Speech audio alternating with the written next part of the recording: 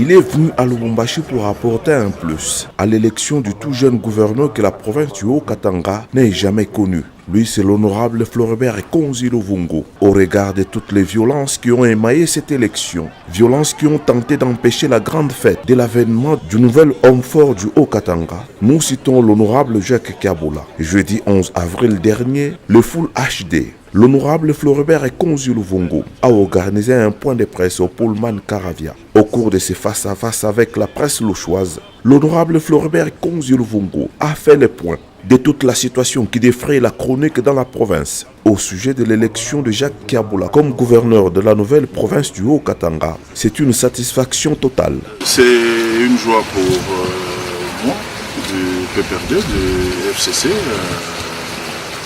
Nous sommes satisfaits de l'élection du gouverneur Jacques Kaboula. Voilà, nous étions là pour encadrer nos députés provinciaux. Parce que comme vous le savez, le FCC, c'est beaucoup de partis politiques. Alors il fallait venir, il fallait leur parler, il fallait les encadrer, il fallait les assister. Et finalement, nous avons fait carton plein. De l'électricité en l'air pour rien. Pour ceux-là qui sont faibles en calcul, l'honorable Floribert Konzi Luvungo s'est efforcé de les rappeler leurs règles élémentaires. Moi, je suis en train de regarder un peu, de scruter ce qui se passe à Lubumbashi. On a vu qu'il y a des casses inutiles, qu'il y a de l'agitation inutile et je ne comprends pas. Je prends l'exemple, je citerai, ce n'est pas une polémique, le candidat gouverneur Koko. Il a 4 députés UDPS. 4 députés UDPS. Est-ce qu'il s'attendait à être gouverneur? Est-ce qu'il fallait brûler les véhicules des gens? Il fallait casser les maisons, les sièges de notre parti pour être gouverneur? Non. La réelle politique fait que, bon, il a 4, il cherche à faire autre chose. Il est député national, il reste député national. C'est parce qu'il n'y avait pas deal, il n'y avait pas alliance avec le FCC pour que nous disons nous allons voter Koko qui a 4 députés, donc il fallait chercher 21 députés. Donc il fallait prendre 21 députés. Il devait le prendre, soit chez Lamuka, il prend 11 et 10 chez le FCC. Donc voilà. Et le candidat gouverneur, le bâtonnier Mouyambo Kiassa, 11 de Lamuka. Donc moi j'ai dit casse inutile, blessure inutile, mort inutile. Pour rien, pour assouvir leur prétention d'être gouverneur. Ça, c'est la politique que je qualifie la politique au rabais. Le Front commun pour le Congo n'a fait qu'encadrer ses membres, donc pas de corruption. Nous alignons nos 4 candidats, ils se partagent les voix et ils passent. On ne peut pas crier à la corruption. Nous, quand nous venons de Kinshasa, parce que les gens ne comprennent pas, nous venons de Kinshasa pour empêcher au fait que les autres qui n'ont pas de députés viennent débaucher chez nous. Ils vont débaucher comment? Ils vont corrompre. Donc c'est eux les corrupteurs. Et nous ne voulons pas que les nôtres, que nos députés tombent dans le coup de corrompus. Voilà, nous les encadrons. Nous leur parlons idéologie FCC. Nous leur parlons idéologie de notre grande famille. Le résultat récolté par le Front commun pour le Congo aujourd'hui est la résultante d'une grande préparation qui a commencé depuis longtemps. Et l'encadrement des députés provinciaux a commencé lors des amis ceux qui se sont déclarés candidats. Nous les avons accompagnés. Le parti a payé les frais, les différents frais. Le parti a payé. C'est déjà un encadrement. Le parti a aidé à la campagne électorale de tout ce monde. Tous les candidats FCC ont reçu quelque chose de notre famille politique. Donc voilà, c'est cet encadrement-là. Et pour aller jusqu'au bout, nous les encadrons jusqu'à élire le gouverneur. Donc il n'y a pas honte de les encadrer, il n'y a pas honte de venir. Nous avons fait un séminaire d'immersion. Vous savez, même les députés nationaux, Il y a toujours, même les membres du gouvernement, il y aura un séminaire d'immersion. C'est normal, c'est ça la politique. Mais bon, les amis, je crois que maintenant ils vont comprendre que gérer l'État, c'est faire autrement. Quand nous disions que, les amis de l'opposition, venez, nous allons conscientiser la population pour qu'ils s'enrôlent. Les gens blaguaient. Les gens ne pensaient pas qu'il y aura élection dans ce pays. Alors nous avons sensibilisé nos membres, voilà. Nous avons eu la majorité. Kiaboula est élu gouverneur, il sera le gouverneur de tout le monde.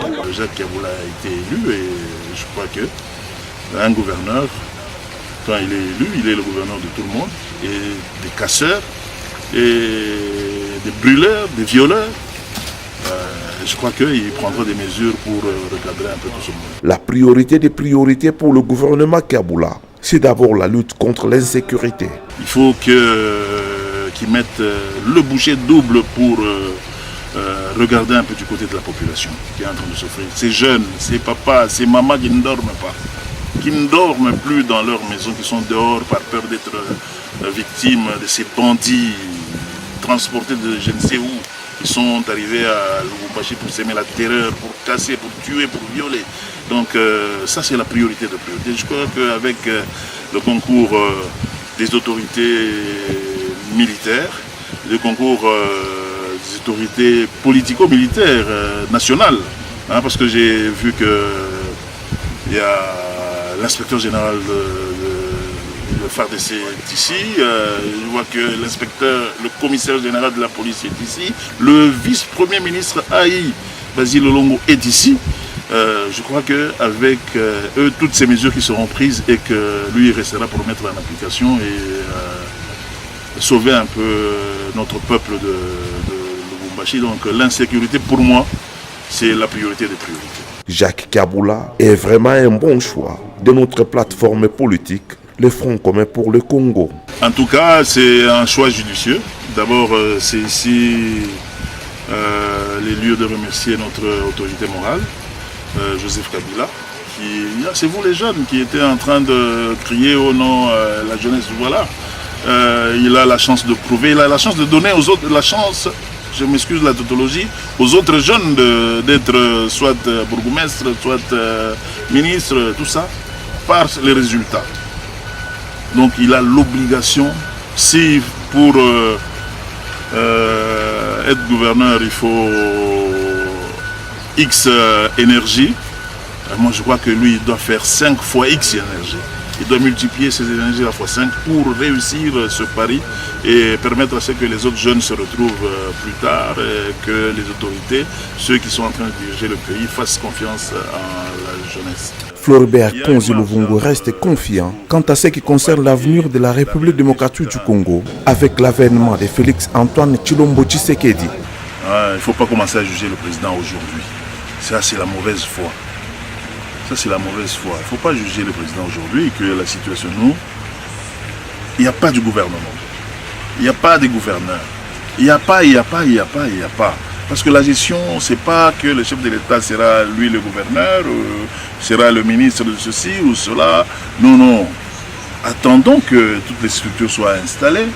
Attendons qu'avec le gouvernement, selon ses idées de gestion de la République, ses plans d'action, qui mettent ça, qui donnent l'ordre au gouvernement pour commencer à appliquer. Et on comprendra que ce qu'il a sorti là, les 100 jours, c'est pour pallier un peu au plus pressé et tout ça. C'est une gestion en dehors des normes acceptées. Quand je dis en dehors des normes acceptées, parce que pour décaisser de l'argent au trésor public, il y a des principes. Il y a des principes, il faut que le ministre du budget, il faut qu'on vous écrivez, il faut. Mais il faut parer au plus pressé. Je crois que c'est cela. Bon. Moi, je suis confiant que la coalition va très bien fonctionner. Oui. Parce que nous serons au gouvernement. Le FCC aura le gouvernement. Oui. Et pour appliquer la politique du chef de l'État.